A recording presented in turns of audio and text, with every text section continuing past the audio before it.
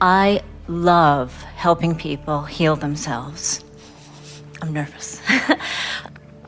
I have such a fabulous life.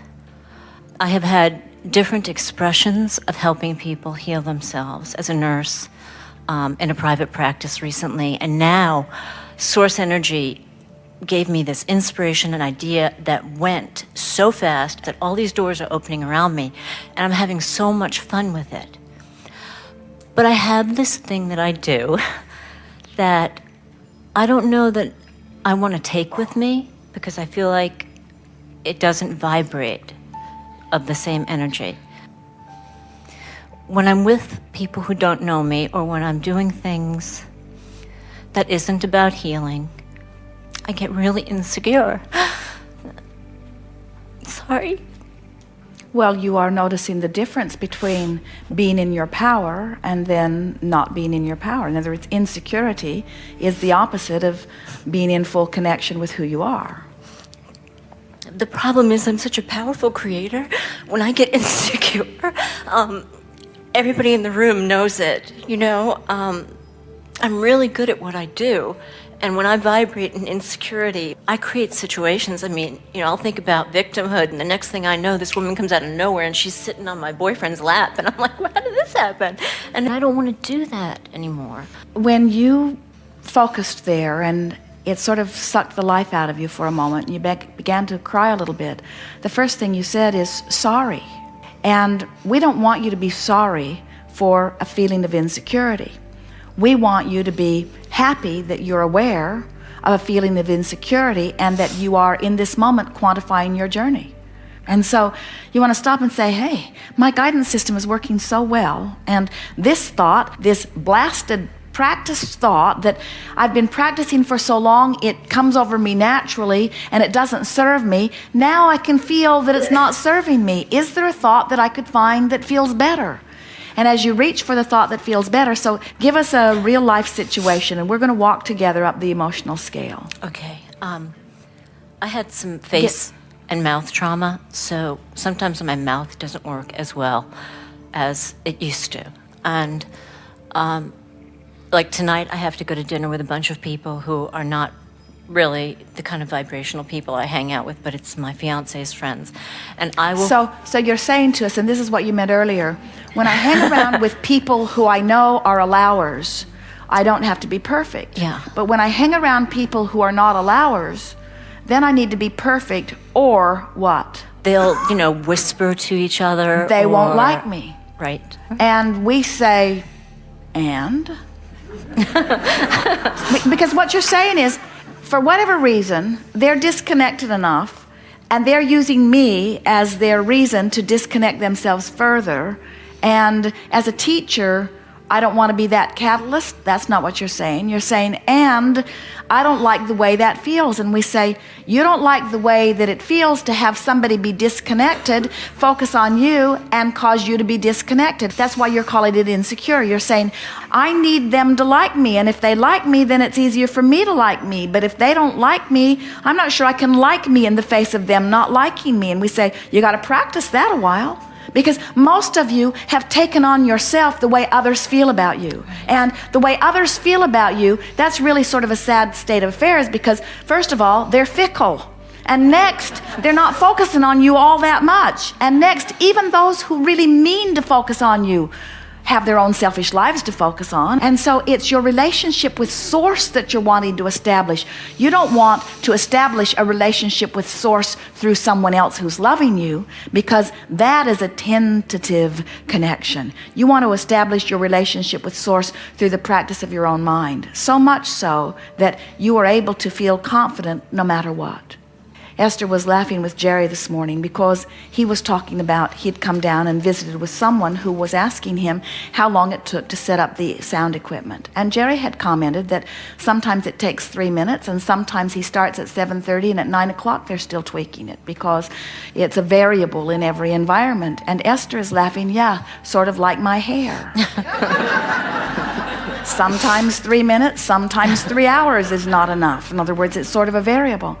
And then she was laughing about how someone can make a comment, a well-meaning comment about her hair, And then the next time Esther is really combing her hair, she can't get those comments out of her head. And she's thinking, why do I care what somebody else thinks? And we say, because you've trained yourself to care what somebody else thinks. And we're working every day to help you train it out of yourself to care what somebody else thinks, because they have nothing to do between the vibrational relativity between where you are and where your source is.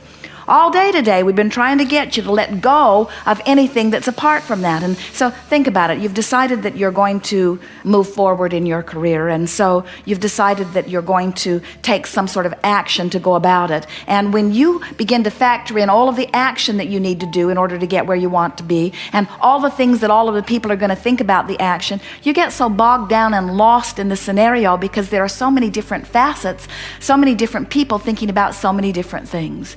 But when you are only considering this moment and how you feel in this moment, time slows down for you. Life becomes more delicious for you. You take more opportunities to line up with the energy that is you. And then you find yourself looking forward from that place of security. You look forward to standing in any environment because you know that you have source flowing through you no matter what, and you're up for anything. And then if someone is not well connected and you see them focused upon you and you wonder what they're thinking, you don't take it as an insult or you don't feel insecure about it. Instead, the teacher kicks in you and you think, what might I do to help bring this person more into alignment with who they are? And so suddenly your insecurity turns to a mission to help them connect with source. And you start looking for things about them to appreciate. And you find yourself expressing it to them in a really genuine way. You're not making something up just to flatter somebody. You're saying to inner being, what do you see in that person? And your inner being always sees the best in every person, even when they're not seeing the best in you. Isn't that interesting? Inner being is siding with you so much that it will not find fault in someone even who is finding fault in you. And so as you say, well, inner being, what do you think about this person? And your inner being says, this is someone who really wants a lot, and this is someone who really cares about a lot of things, and this is someone who's collecting data, and this is someone who has not yet found their place, but this is someone who really wants to find their place. And you feel your heart opening, you feel yourself softening to them, you find yourself wanting to say something to them that helps them to feel better about who they are. And as you're complimenting them or soothing them, you see them come back into alignment. And as they do, whether they come into alignment, whether they stop criticizing you, whether they stop thinking those evil thoughts that you think you were picking up on or not, you feel better. If you were not somewhere in the vibrational proximity of the thoughts that they are thinking, it would go right over your head. If you're not somewhere on the same vibrational wavelength with them, you would not be able to even discern that they are not in a positive place. So now, that's sort of like a lot of people say something similar to us. They say, Abraham, I've jumped out of an airplane. I'm at 40,000 feet. I have no parachute. What should I do? And we say, hang on, it will be over soon. And what we mean by that is, if you wait until you're at the party and you wait until it's happened and you wait until you're feeling insecure, it's hard for you under those conditions to then find your balance. But before you go to the party, you could begin imagining it. Before you go to the party, you could remember the best party you ever went to. Before you go to the party, you could say, inner being, I'm taking you to the party, and I really want you to help me find positive aspects of everybody there, even if they're not finding positive aspects in me. And so from the minute I walk in the door, I'm going to start looking around. Beautiful light, beautiful room, beautiful floor, beautiful walls, beautiful people, beautiful dress, beautiful bag, beautiful shoes, beautiful smile, beautiful eyes, beautiful hair, beautiful boyfriend, beautiful boyfriend, beautiful boyfriend, beautiful.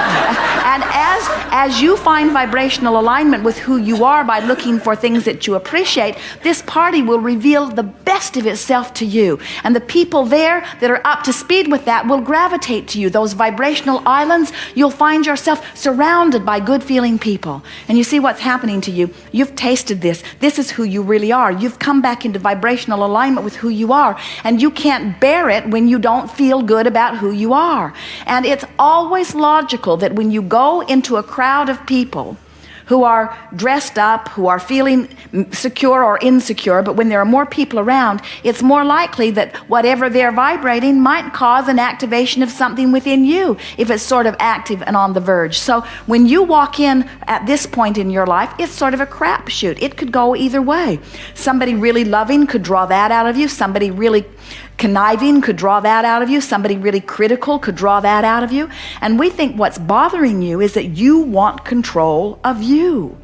You don't want somebody else setting the tone of your party or of your life, you see. And we want you to know you now know too much. You now know too much. You've got guidance within you that's letting you know. So you could literally walk around a party using your guidance system within you, and you could literally walk up to them, and in your own mind, you're sniffing out and you're saying, navigational system, is this on my path? No. And smile at them and say, sorry, you're not on my path. Is this on my path? Sorry, you're not on my path. Is this on my path? You're on my path. In other words, you don't have to say it out loud to them, but you can feel those that are on your vibrational path, and you can feel those that aren't. And we want to say to you, it's not your job to revive those who are not on your vibrational path. Law of attraction is sorting all of that out. So when you go to a party, decide what your vibe is, and law of attraction will bring your vibe to you. Don't try to acquiesce to the vibe of the party. It will make you a nutcase. Thank you. And nearly every party you go to, now law of attraction has already sort of managed the party. So you might be going to the wrong parties. In other words, those parties might no longer be a vibrational match to you. Jerry and Esther will say to each other often, things that we used to think we wanted to do, now we really know we don't want to do those things. In other words, they can just feel that it's not up to speed with where they now are. And it doesn't mean that it's wrong that those other people are going there. It's right that they're going there. You don't owe it to yourself to fit in everywhere. But when you discover that you can control the way you feel by choosing an increasingly better feeling thought, and you stop in the middle of anger and you say, I chose that on purpose, and by golly, I feel so much better than I felt before. Good for me. I've taken control of my life. If you can get that far, you can get anywhere, you see.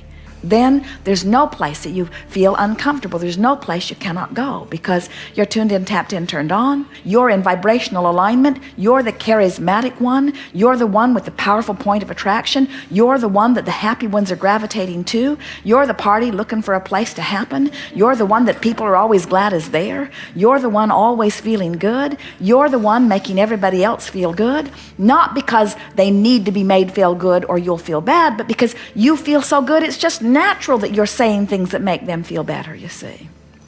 You just got to be who you are and trust that law of attraction is sorting it out, and not take it all so personally. And be like Jerry and understand now that there's no need for those vibrational islands, that law of attraction is sorting it out. And then just sniff out your own vibration and feel your natural call to what matches you. I think it's being party cat.